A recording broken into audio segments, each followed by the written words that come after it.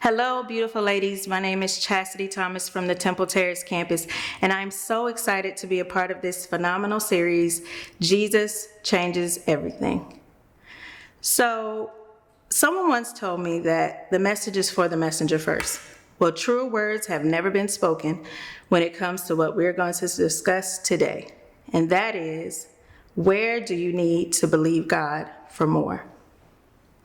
Now, when the question was first presented to me, I did a self-evaluation, thought about a few surface level experiences that I could share with you.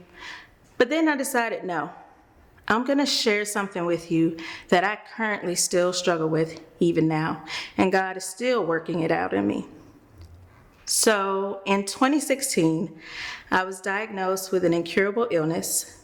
I went to the doctor and he gave me a long list of additional symptoms that could arise in conjunction with the things I was already dealing with, like debilitating joint pain, fatigue, brain fog, confusion, you name it. And suddenly everything that I knew or thought I knew about healing and faith was replaced with fear, devastation, and sadness. In that moment, my faith dissipated.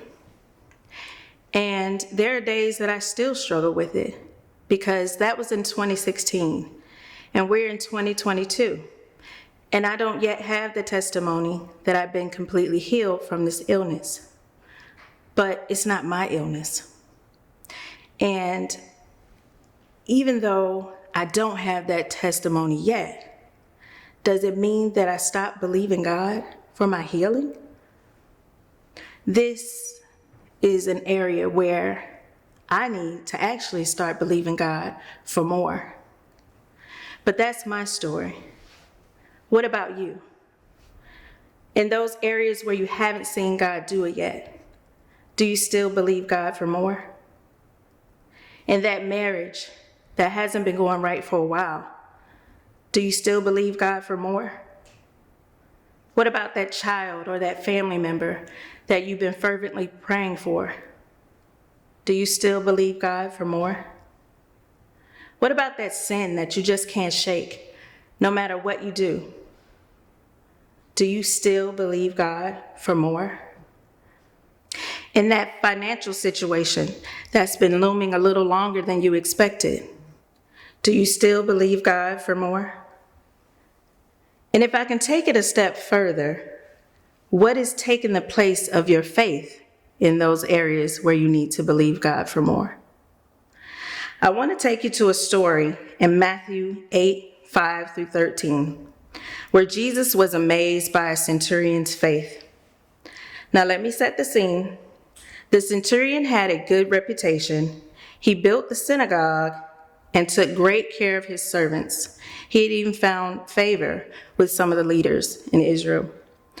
But he was a Gentile, so he was an unlikely person to have such faith. The centurion asked Jesus to heal one of his servants that lay at home paralyzed. And Jesus said, "Shall I come and heal him?" The centurion replied, "Lord, I'm not deserving of you to come under my roof. But if you just speak the word, my servant will be healed." Then it says Jesus was amazed at the centurion's faith, for he had not found anyone in Israel with such great faith. Then Jesus said, "Go, let it be done just as you believed." What this story shows us that God's more that we are searching for, God's more that we are in need of, is directly connected to our faith. More is not attached to our fears. I'm sure it took great courage for that centurion to go to Jesus because he was crossing a divide between Jew and Gentile. Yet he believed. God's more is not attached to our inadequacies or our negative views of ourselves. The centurion was a Gentile who didn't even feel worthy of Jesus coming under his roof.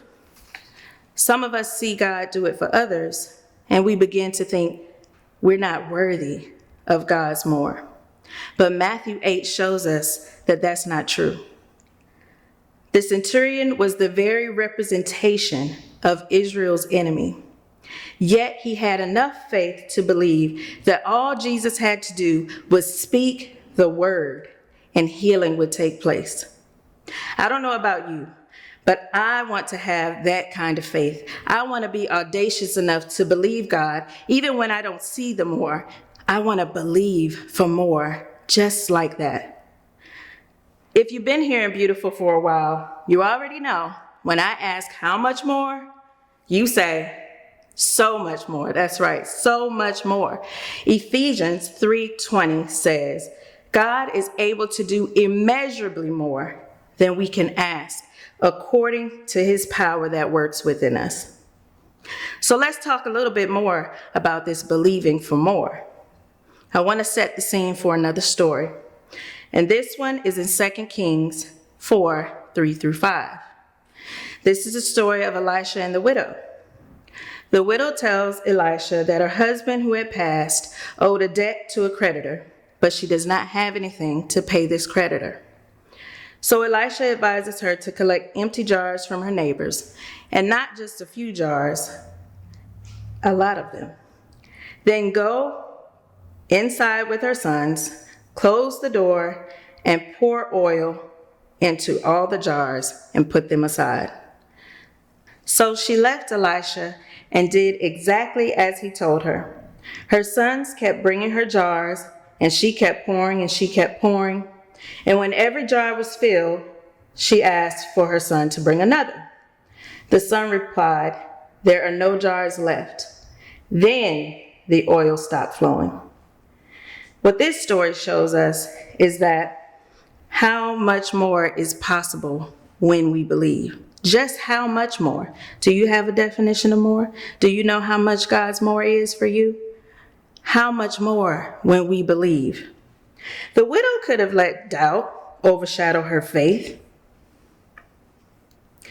She could have questioned Elijah. You want me to believe that there will be enough oil to fill all these jars with this? But she didn't let doubt stop the flow of more. And what she discovered is that more just kept going and going and going and going. See, just because you can't see the full vision doesn't mean there won't be provision. So as we've been talking about more, you've probably come to identify some areas where you need to believe God for more. And in reading these stories in the Word today, we've come to understand what's possible when we believe God for more. So the question now is, how? How do we begin to believe God for more? I got a few steps to take us where we need to be for this next part of our journey. The first step is you want to acknowledge and address anything that might be taking the place of your faith. So fear, doubt, timidity, what is standing in your way of believing God for more? Secondly, don't lose hope, even when you can't see the more. Let's turn to Hebrews 11:1. And it says, now faith is the confidence in what we hope for, an assurance about what we do not see. Don't lose hope. God can do the impossible, but when we lose hope, we lose sight of all that is possible for him. So don't lose hope. The third step, take the limits off. We serve a limitless God who can do immeasurably more above all we could ask or think. So don't limit him with the limited beliefs. The fourth step, invite him into every area of your life, beyond those surface level things, those places where you're scared to believe in him, those places where you can't see how, when you don't know when. Invite him in. When we start to implement these steps into our lives, we begin to believe God for more. We become courageous enough to go to Jesus and have the audacious faith like the centurion. Together, we will begin to experience God's more in our lives. We will be able to proclaim that it is done just as we believed.